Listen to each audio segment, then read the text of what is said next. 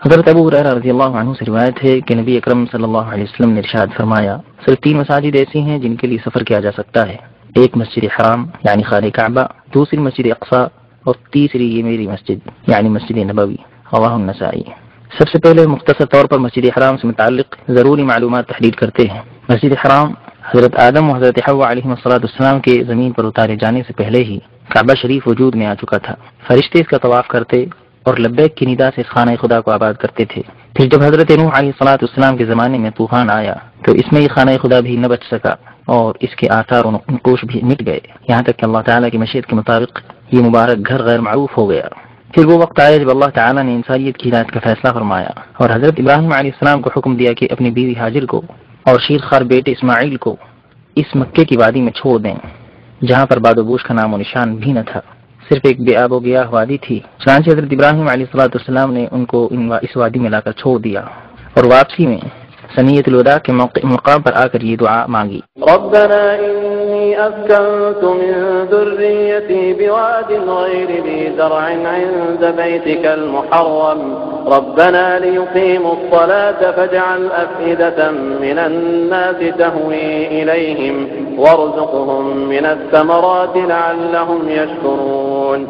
ہدایات کا ترجمہ ہے، میں نے اپنے اہل و عیال کو اس بے آب و گیاہ وادی میں آپ کے مبارک گھر کے پاس لا بسایا ہے، اے ہمارے رب، تاکہ یہ نماز قائم کریں، اس لیے آپ لوگوں کے دل ان کی طرف پھیر دیجیے اور ان کو پھلوں کی روزی عطا فرمائیے تاکہ یہ تیرا شکر ادا کریں۔ ادھر حضرت ابراہیم علیہ السلام نے یہ دعا کی، ادھر قبولیت کے طور پر زمزم کا چشمہ اما ہاجر اور حضرت اسماعیل کے لیے جاری ہو گیا۔ جب بہت سے قبیلوں کو اس مبارک چشمے کا علم ہوا تو وہ کشاں اس کے پاس آ کر آباد ہونے لگے۔ قبیلہ عمالقہ کو بی بی ہاجر نے قعقاعان کی چوٹی پر رہائش پذیر ہونے کی اجازت دے دی۔ دن گزرتے گئے اور اب وہ وقت آ گیا جب حضرت اسماعیل علیہ السلام جوانی کی دہلیز کو چھونے لگے۔ ماں کو بیٹے کی شادی کی فکر لاحق ہوئی اور پھر جلدی ہی انہوں نے قبیلہ بنی عمالقہ کے سردار کی بیٹی سے حضرت اسماعیل علیہ السلام کی شادی کر دی جس کا نام عمارہ تھا۔ ایک اور قبیلہ جرہم بھی یہاں آ پہنچا اور اس نے جبل ابو قبیس کی چوٹی پر چاہے زمزم کے مشرق میں ثنیۃ الوداع کے مقام پر بور و باش اختیار کی۔ ابھی چند سال ہی گزرے تھے کہ اللہ تعالیٰ نے حضرت ابراہیم علیہ السلام کو حکم دیا کہ اس مبارک وادی کی زیارت کریں اور بیٹے و بیوی کی خیر خبر لیں۔ چنانچہ حضرت ابراہیم علیہ السلام تشریف لائے، بیٹی کی اہلیہ سے خیریت دریافت کی۔ اہلیہ کو یہ محسوس بھی نہ ہونے پایا کہ خیریت پوچھنے والے بڑے میاں سیدھے سارے الفاظ میں کیا پیغام دے کر جا رہے ہیں۔ حضرت ابراہیم علیہ السلام نے بہو سے فرمایا کہ اسماعیل جب آئیں تو ان کو میرا سلام کہنا اور کہنا کہ آپ اپنے دروازے کی چوکھٹ بدل دیں۔ چنانچہ بیوی نے یہ پیغام حضرت اسماعیل علیہ السلام کو پہنچایا۔ حضرت اسماعیل پیغام کا مطلب فوراً ہی سمجھ گئے کہ ابا جان کا حکم ہے کہ میں اس بیوی کو طلاق دے دوں۔ اس طرح انہوں نے اپنی اہلیہ کو طلاق دے کر اپنے سے جدا کر دیا۔ ادھر قبیلہ جرہم کو جیسے ہی خبر ملی کہ حضرت اسماعیل علیہ السلام نے اپنی اہلیہ کو طلاق دے دی ہے، انہوں نے فوراً ہی حضرت اسماعیل کی شادی اپنے قبیلے میں کر دی اور اللہ تعالیٰ کے برگزیدہ نبی کی مصاہرت کا شرف حاصل کر لیا۔ اسی خاتون کے بطن سے پھر عرب کے قبائل اور اس کے سرداروں کی نسل کا سلسلہ جا ملتا ہے۔ ادھر اللہ تعالیٰ کی مشیت میں یہ فیصلہ ہو چکا تھا کہ اس کا گھر آباد ہو، چنانچہ اللہ تعالیٰ نے حضرت ابراہیم علیہ السلام کو بیت اللہ شریف کی جگہ کی نشاندہی کرائی، اس کی بنیادوں سے باخبر کیا۔ ارشاد باری تعالیٰ ہے، وَإِذْ بَوَّأْنَا لِإِبْرَاهِيمَ مَكَانَ الْبَيْتِ أَلَّا تُشْرِكْ بِي شَيْئًا وَطَهِّرْ بَيْتِيَ لِلطَّائِفِينَ وَالْقَائِمِينَ وَالرُّكَّعِ السُّجُودِ، جس کا ترجمہ ہے، اور جب ہم نے ابراہیم کو گھر کی جگہ بتائی اور حکم دیا کہ میرے ساتھ کسی کو شریک نہ کرنا اور میرے گھر کو طواف کرنے والوں اور قیام کرنے والوں اور رکوع و سجدے کرنے والوں کے لیے پاک صاف کرو۔ اس وحی کے بعد پیغمبر خدا حضرت ابراہیم اپنے بیٹے اسماعیل کو ساتھ لے کر بیت اللہ شریف کی تعمیر کے لیے اٹھ کھڑے ہوئے، اس کی حدود کو نمایاں کیا، جگہ کو پاک صاف کیا اور تعمیر کا کام شروع کر دیا۔ حجر اسود سے شمالی رکن تک طول کی مقدار 32 ہاتھ رکھی گئی اور رکن یمانی سے حجر اسود تک طول 20 ہاتھ متعین کیا، اونچائی 7 ہاتھ رکھی اور پھر حجر اسود کو اس کی جگہ پر نصب کیا۔ اس سے فارغ ہو کر 7 چکر طواف کے لگائے۔ اس کے بعد باپ بیٹے نے لوگوں کو اس مقدس گھر کی زیارت کی دعوت دینا شروع کی تاکہ ایک اللہ وحدہ کی عبادت ہو اور بت پرستی کی دنیا سے انسانیت کو چھٹکارا مل سکے۔ جیسے جیسے لوگوں نے یہ مبارک خبر سنی، شوق و مستی سے ان کے دل اللہ تعالیٰ کے اس مبارک گھر کی زیارت کے لیے بے چین ہوئے اور حج کے لیے ایک دوسرے سے بڑھ چڑھ کر پیش قدمی کرنے لگے۔ اللہ تعالیٰ نے ارشاد فرمایا، وَأَذِّن فِي النَّاسِ بِالْحَجِّ يَأْتُوكَ رِجَالًا وَعَلَى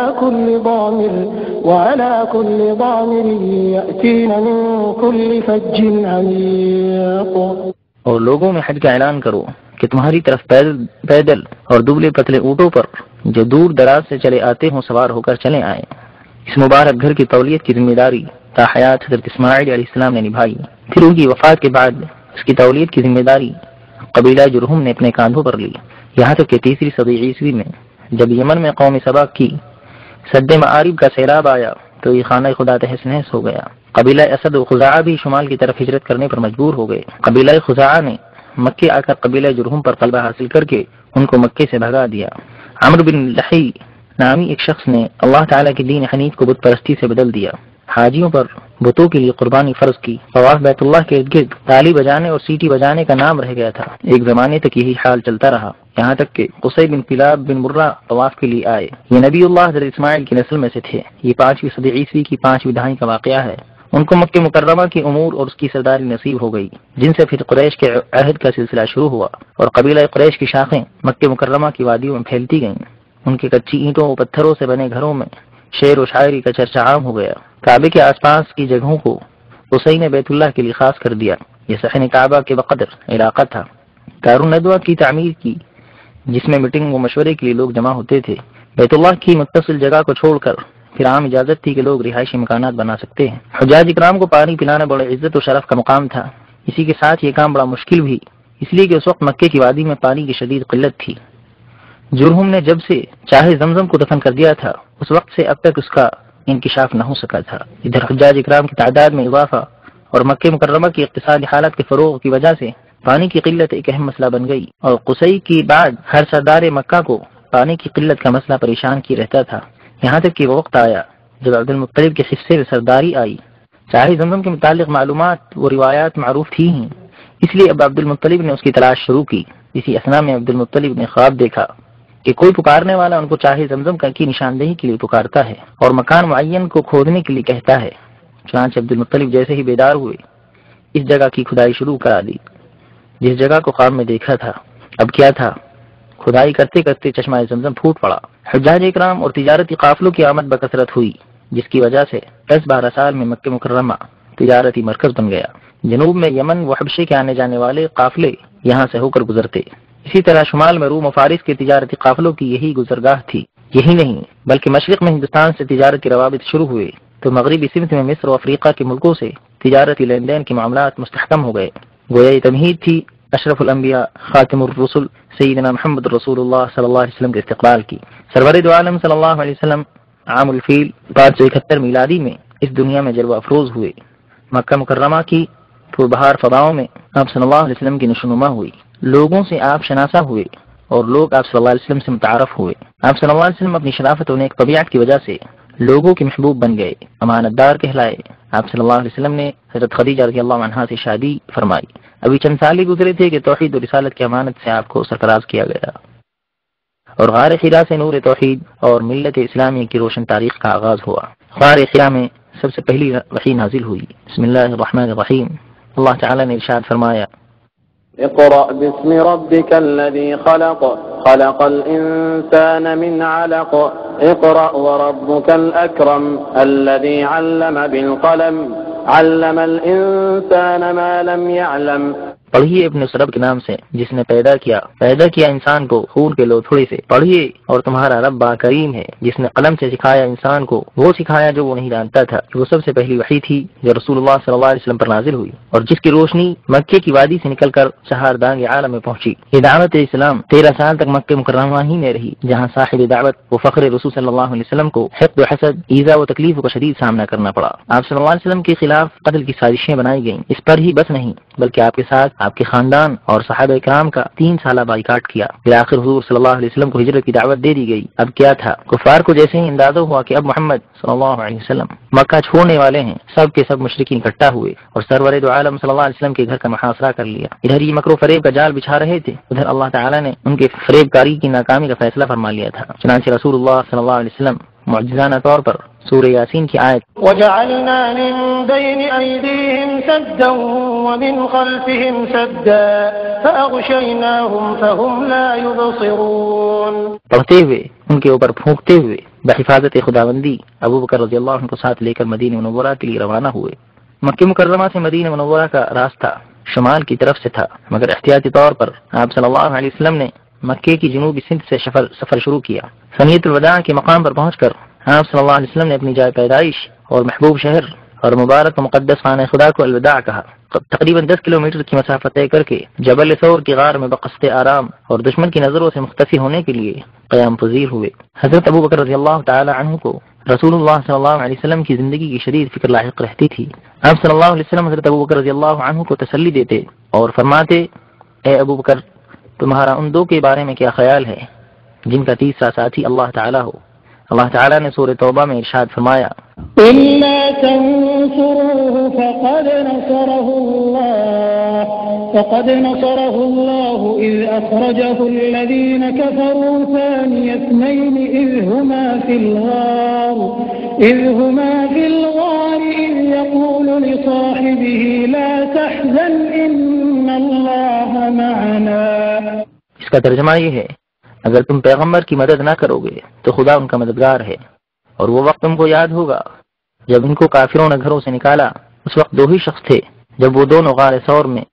اس وقت پیغمبر اپنے رفیق و ساتھی کو تسلی دیتے تھے کہ غم نہ کرو، خدا ہمارے ساتھ ہے۔ آپ صلی اللہ علیہ وسلم مدینہ تشریف لے آئے، مگر آپ کا دل برابر بیت اللہ شریف کی زیارت کے لیے مشتاق رہا۔ چنانچہ 6 سال بعد سن 6 ہجری میں آپ صلی اللہ علیہ وسلم 5 صحابہ کرام کے ہمراہ عمرے کی غرض سے مکے کے لیے روانہ ہوئے۔ ساتھ میں تلوار کے علاوہ کوئی اسلحہ نہیں لیا۔ قریش مکہ کو جیسے ہی آپ صلی اللہ علیہ وسلم کی مکے آمد کی اطلاع ملی، انہوں نے 200 شہ سواروں کو بھیجا تاکہ ان کو مکے داخل ہونے سے روک دیں۔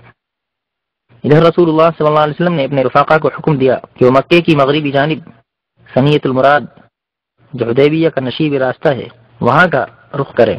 اس طرح ان 200 شہ سواروں سے جنگ کی نوبت نہ آ سکی۔ اب رسول اللہ صلی اللہ علیہ وسلم نے مسلمانوں کا ایک وفد قریش کے پاس بھیجا کہ ہمیں عمرے کی اجازت دے دی جائے۔ اس وفد کی واپسی میں تاخیر ہوئی اور یہ خبر پھیل گئی کہ مسلمانوں کے وفد کو قتل کر دیا گیا۔ یہ خبر جیسے ہی ملی، رسول اللہ صلی اللہ علیہ وسلم نے حدیبیہ کے مقام پر ہی درخت رضوان کے نیچے مسلمانوں سے قریش سے جنگ کے لیے بیعت لی۔ تمام مسلمانوں نے اس بیعت میں حصہ لیا۔ جب قریش کو اس بیعت کا علم ہوا تو قریش کی آنکھیں کھلیں اور پھر قریش مکہ نے صلح کی پیشکش کی۔ رسول اللہ صلی اللہ علیہ وسلم نے اس پیشکش کو قبول فرما لیا اور مسلمان حدیبیہ سے واپس ہوئے، اس شرط پر کہ اگلے سال پھر عمرے کے لیے آئیں گے۔ اب 8ویں ہجری میں قریش نے عہد و پیمان توڑا، جس کی بنا پر رسول اللہ صلی اللہ علیہ وسلم نے 4 لشکروں کی تیاری کا حکم دیا۔ ایک لشکر مقدمے کے طور پر آگے روانہ کیا، دوسرے لشکر کو ہدایت تھی کہ وہ مکے کے نشیبی علاقے سے داخل ہو، تیسرے لشکر کو ہدایت دی کہ وہ مغربی سمت وعیکان پہاڑ کی چوٹی سے ہوتے ہوئے مکے میں داخل ہو، چوتھے لشکر کو حکم دیا کہ وہ جبل ہند کے سامنے سے ہوتے ہوئے مکے میں داخل ہو، نیز یہ حکم دیا کہ میرے لیے بیت اللہ کے سامنے ہی چوٹی پر علم گاڑ دیا جائے۔ بالآخر رسول اللہ صلی اللہ علیہ وسلم کو بغیر جنگ کے ہی فتح حاصل ہو گئی، امن و امان ہو گیا، خطرات کے بادل چھٹ گئے، بیت اللہ شریف کے حقیقی وارثین آ چکے تھے۔ مکہ مکرمہ توحید کی صداؤں سے گونج اٹھا، شرک و کفر کے جھوٹے خداؤں میں زلزلہ آ چکا تھا، مورتیاں لرزبر اندام تھیں۔ اب مکہ مکرمہ بت پرستی و شرک کی گندگی سے پاک ہو چکا تھا۔ کلمہ توحید لا الہ الا اللہ محمد رسول اللہ صلی اللہ علیہ وسلم کی صدائیں اب مکہ مکرمہ کی گلی کوچوں میں ضیا پاشی کر رہی تھیں۔ حرم شریف کی حدود، جن کو حضرت جبریل علیہ السلام کی نشاندہی پر ابراہیم خلیل اللہ نے متعین کیا تھا، زمانے سے پامال ہو رہی تھیں، اب دوبارہ ان کی حرمت واپس آ گئی۔ غیر مسلموں کا داخلہ حدود حرم کے اندر ممنوع قرار دے دیا گیا۔ حرم کی حدود پر علامتی نشانیاں نصب کر دی گئیں۔ مکے کے شمال میں حرم کے حد تنعیم ہے، جس کا فاصلہ مکے سے 6 کلومیٹر ہے۔ شمال مشرق میں وادی نخلہ میں حدود حرم ہے، جو مکہ مکرمہ سے 14 کلومیٹر دور ہے۔ مکے کے جنوب میں ایک جگہ قبا ہے، یہاں پر حرم شریف کی حد ختم ہوتی ہے، اس کا فاصلہ مکے سے 12 کلومیٹر ہے۔ مغربی سمت میں حرم کی حد شمیسی کے مقام پر ہے، جہاں سے مکے کی مسافت 15 کلومیٹر ہے۔ مکہ مکرمہ کا ذکر قرآن پاک میں کئی ناموں سے آیا ہے۔ مکہ مکرمہ کے نام، مکے کے ناموں میں سے ایک نام البلد الحرام ہے، جیسے کہ سورہ نمل آیت نمبر 91 میں وارد ہوا ہے۔ اعوذ باللہ من الشیطان الرجیم، بسم اللہ الرحمن الرحیم۔ إنما أمرت أن أعبد رب هذه البلدة الذي حرمها وله كل شيء۔ أم القرى وهذا كتاب أنزلناه مبارك مصدق الذي بين يديه ولتنذر أم القرى. دوسرا نام البلد الامین بھی مذکور ہے. والتين والزيتون وطور سينين وهذا البلد الأمين. معاد. إن الذي فرض عليك القرآن لرادك إلى معاد. مکہ. وهو الذي كف أيديهم عنكم وأيديكم عنهم ببطن مكة. ایک نام بکہ بھی قرآن میں وارد ہوا ہے. إن أول بيت وضع للناس للذي ببكة مباركا وهدى للعالمين. سعودی دور حکومت آیا تو اس نے شہر مکہ کی خاص پلان کے تحت ترقیاتی کام شروع کیے، اس لیے کہ مسجد حرام کو جانے والے راستے اور گلیاں نہایت تنگ تھیں. مکہ مکرمہ کی ظاہری شکل کے لحاظ سے اور زمانے کی تبدیلی و ترقی کے نتیجے میں کیا مسائل و مشکلات آ سکتی ہیں، اس سے کوئی بھی مکے کی تاریخ کا شناسا انکار نہیں کر سکتا. اس شہر کی حالت بالکل وادی کی مثل ہے. اس پر محیط پہاڑی چوٹیاں وادی ابراہیم، وادی طوا اور وادی فتح تک پھیلی ہوئی تھیں. اونچی وادی وادی محصر ہے. مکہ مکرمہ کا موسم خشک گرم ہے سال کے اکثر حصے میں، جس میں درجہ حرارت 30 سے 45 کے درمیان رہتا ہے. عمارتوں کے بلند ہونے کے باوجود راستے تنگ ہیں، اس لیے راستوں میں عموماً سارے دن سایہ رہتا ہے. حرم شریف کی سب سے پہلی توسیع خلیفہ راشد حضرت عمر بن الخطاب رضی اللہ عنہ نے سن 17 ہجری میں کرائی. اس کے بعد 18 ہجری میں حضرت عثمان غنی رضی اللہ عنہ نے توسیع کام کرایا. اس کے بعد سے دور اموی، دور عباسی اور اسی طرح عثمانی و سعودی دور حکومت کے مختلف وقتوں میں حرم شریف کا توسیعی کام ہوتا رہا. دور سعودی میں سعودی فرمانروا شاہ عبدالعزیز آل سعود نے 1368 ہجری میں حرم شریف کی توسیع کا اعلان کیا. یہ تاریخ کی اپنی نوعیت کی اہم ترین توسیع تھی، جس میں 20 سال تک مسلسل کام چلتا رہا، جس میں حرم شریف کے خارجی ساحات کی توسیع نہایت اہمیت کی حامل ہے، جس کا کل رقبہ 1,60,000 مربع میٹر ہے، جبکہ سابقہ رقبہ صرف 19,000 میٹر تھا. مسجد حرام کی دونوں منزلوں کے اندرونی و بیرونی حصوں میں پتھروں کے ٹائل لگا دیے گئے. اسی کے ساتھ عثمانی دور کی ساری تعمیرات کو بھی اصلاح و ترمیم سے سنوارا گیا. نیز سعودی دور حکومت کی توسیع کو عثمانی توسیع سے ملا دیا. مطاف کی جگہ میں بھی توسیع کی گئی. اس اضافے کی مقدار 300 ہاتھ تھی. اس دفعہ مطاف میں سفید سنگ مرمر کا استعمال کیا گیا، جس کی خوبی یہ ہے کہ یہ گرمی کی تپش سے گرم نہیں ہوتا. زمزم کے کنویں تک پہنچنے کے لیے دروازے لگا دیے گئے. کعبہ شریف کا دروازہ تبدیل کیا گیا، جس میں خالص سونے کی پلیٹیں جڑی گئیں، جن کا وزن 286 کلو گرام ہے. اس عظیم توسیع میں صفا مروہ کے درمیانی جگہ یعنی مسعی بھی شامل تھی. سعی کرنے والوں کی سہولت کے پیش نظر دوسری منزل پر بھی مسعی یعنی سعی کرنے کی جگہ تیار کی گئی. خادم الحرمین شریفین شاہ فہد بن عبدالعزیز نے بھی اس عظیم الشان توسیع و تجدید میں خوب حصہ لیا. چنانچہ ان کے فرمان پر مسعی کے درمیانی حصے میں پل نما 6 گزرگاہیں بنائی گئیں. نمازیوں کی سہولت کے لیے دوسری منزل پر چڑھنے کے لیے بجلی کے زینے نصب کیے گئے. مسجد حرام کی چھت کو نماز کے قابل بنایا گیا تاکہ وقت ضرورت یہ چھت نماز کے لیے استعمال ہو سکے. عصر حاضر میں بدلتے ہوئے حالات اور نقل و حرکت اور مواصلات کی فراوانی اور سفری سہولتوں نے حجاج کی تعداد میں خاطر خواہ اضافہ کر دیا، یہاں تک کہ توسیع مذکورہ بھی تنگ پڑ گئی. اس لیے خادم الحرمین شریفین شاہ فہد بن عبدالعزیز نے ماہ صفر 1409 ہجری میں مزید توسیع کا فوری طور پر حکم دیا اور اس کی بنفس نفیس بنیاد رکھی. اس توسیع کی لاگت کا تخمینہ 6,800 ملین ریال تھا. اس میں حرم شریف کے مغربی سمت چھوٹے بازار والے صحن کی توسیع بھی شامل تھی. اس توسیع میں اس کا لحاظ رکھا گیا کہ ڈیزائن اور ظاہری شکل سابق حرم کی عمارت سے مختلف نہ ہونے پائے. اس نئی توسیع کا ایک صدر دروازہ رکھا گیا جس کا نام ملک فہد گیٹ باب الملک فہد ہے. اس کے علاوہ چھوٹے دروازے ہیں جن کی تعداد 14 ہے. پرانے دروازے ان کے علاوہ ہیں۔ اس نئی توسیع میں 2 مینارے بھی بنائے گئے جن کی بلندی 180 میٹر ہے۔ یہ دونوں مینارے طرز تعمیر اور رنگ و روپ اور بلندی میں دوسرے قدیم 7 میناروں کی مشابہ ہیں۔ اس توسیع میں بجلی کے 2 زینے مزید لگائے گئے ہیں جن کے لیے مخصوص انداز کی عمارت تیار کی گئی ہے۔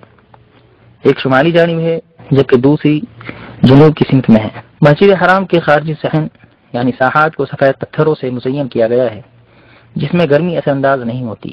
اس توسیع کے بعد اب تقریباً 10 لاکھ نمازی بیک وقت مسجد حرام میں نماز ادا کر سکتے ہیں۔ رمضان کے آخری عشرے کا جو دل لبا منظر ہوتا ہے ویسا منظر سارے سال نہیں ہوتا۔ ان دنوں میں تراویح اور قیام اللیل کا خاص اہتمام ہوتا ہے۔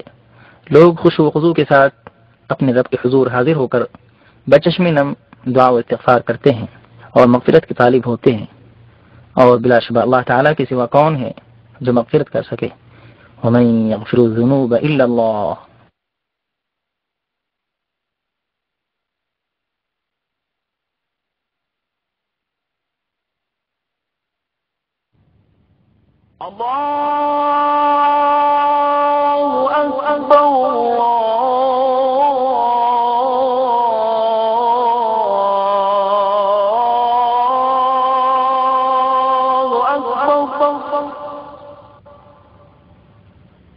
أشهد أن لا إله إلا الله۔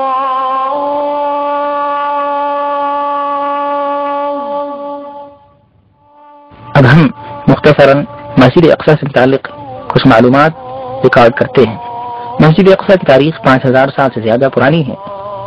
اس میں پہلے یبوسی قوم کے لوگ آباد، پھر عرب قبیلہ کنعان کی نسل کے لوگ آباد ہوئے جن کے دور میں یہ جگہ امن و سکون کا گہوارہ بن گئی۔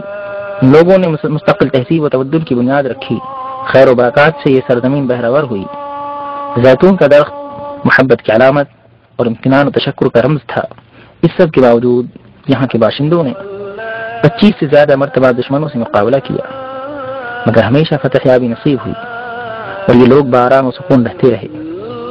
یہ شہر دوسرے بہت سے شہروں سے مختلف رہا ہے۔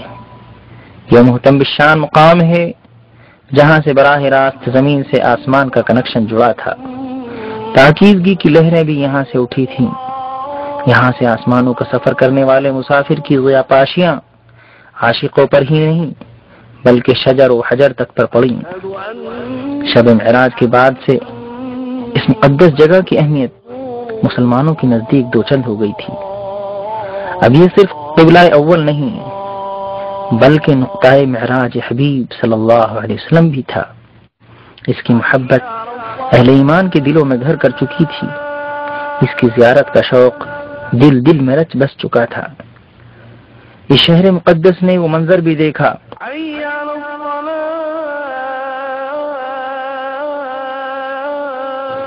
جب 636 میلادی میں حضرت عمر بن الخطاب رضی اللہ عنہ نے یہاں کا سفر کیا اور آپ کو اس مبارک خانہ خدا کی چابیاں سپرد کی گئیں، جس کے بعد اسلامی عہد میں یہ ارض مبارک تہذیب و تمدن کے بام عروج کو پہنچ چکی تھی۔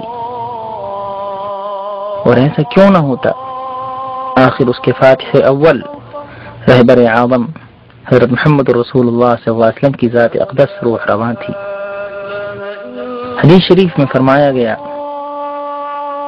برابر ایک جماعت ایسی رہے گی میری امت میں سے جو حق کے علم بردار ہوگی، دشمنوں پر غالب رہے گی، مخالف ان کو نقصان نہیں پہنچا سکتا۔ اس طرح جماعت رہے گی یہاں تک کہ اللہ تعالیٰ کا مقررہ وقت نہ آ جائے۔ صحابہ اکرام رضی اللہ عنہ نے دریافت کیا، یا رسول اللہ یہ جماعت کہاں ہوگی؟ آپ صلی اللہ علیہ وسلم نے فرمایا، بیت المقدس اور اس کے آس پاس۔ مسجد اقصی یا بیت المقدس کی پیمائش 1,46,000 مربع میٹر ہے، جس میں دیواروں کے اندر کا سارا علاقہ شامل ہے۔ اس میں کئی گزرگاہیں ہیں، برآمدے ہیں جن کو بادشاہوں اور عمرا نے بنوایا۔ پانی کی بھی کئی سبیلیں ہیں جن میں سب سے زیادہ مشہور قائتبائی سبیل ہے۔ میٹھے کنویں 25 سے زیادہ ہیں۔ یہ وہ مسجد ہے جس کی موجودہ شکل حضرت عمر بن خطاب رضی اللہ عنہ نے تیار کرائی اور تعمیری شروعات اموی خلیفہ عبد الملک بن مروان نے کی اور تکمیل اس کے بیٹے ولید بن عبد الملک کے ذریعے 705 عیسوی میں ہوئی۔ قدیم زمانے میں مسجد میں جلنے والی قندیلوں کی تعداد 700 تھی۔ بعض لوگ مسجد اقصی نہیں آ سکتے تھے تو وہ قندیلوں میں جلنے کے لیے تیل بھیجتے تھے۔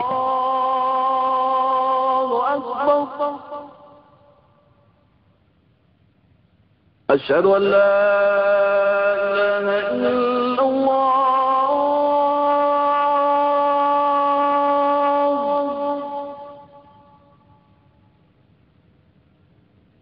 أشهد أن یہاں ایک ایسا قبہ ہے جس کے بارے میں مورخین کا خیال ہے کہ یہ دنیا کی تعمیرات میں بے نظیر ہے اور نہایت خوبصورت ہے، جس کی تعمیری نگرانی 2 فلسطینی انجینئروں کے ذمے تھی۔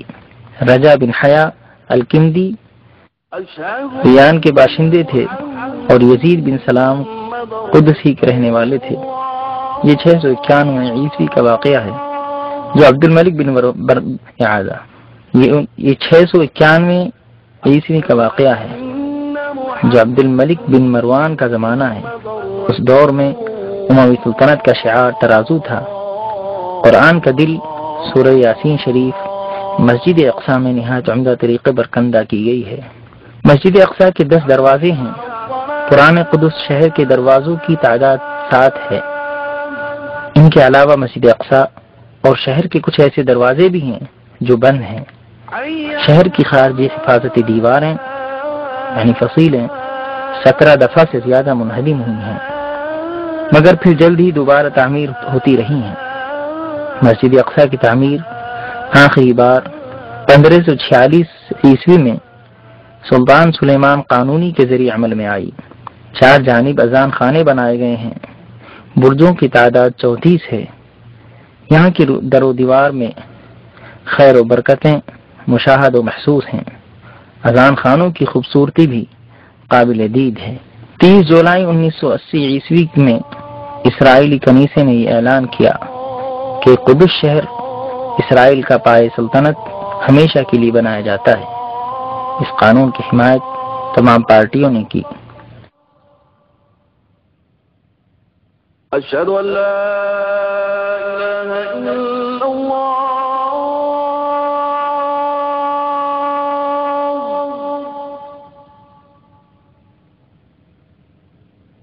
أشهد أن لا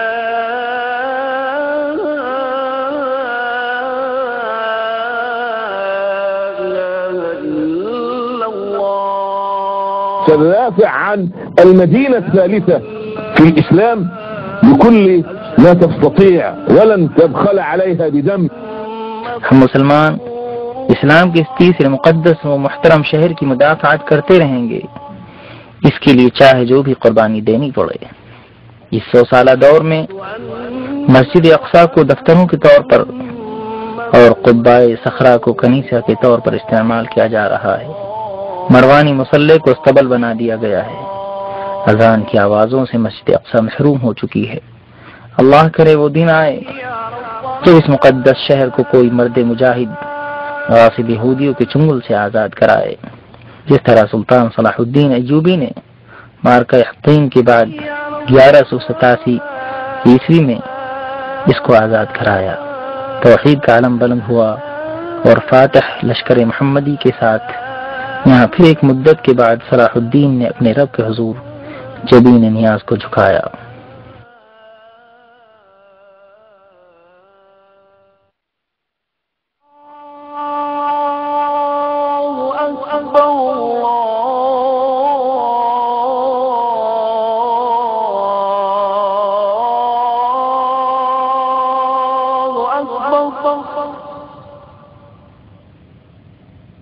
أشهد أن لا إله إلا الله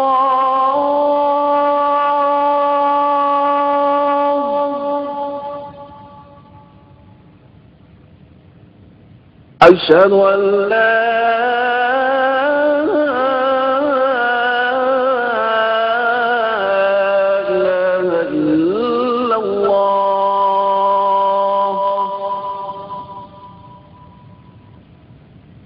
أشهد أن محمدا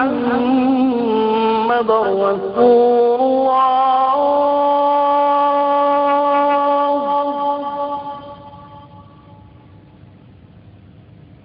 أشهد أن محمدا رسول الله.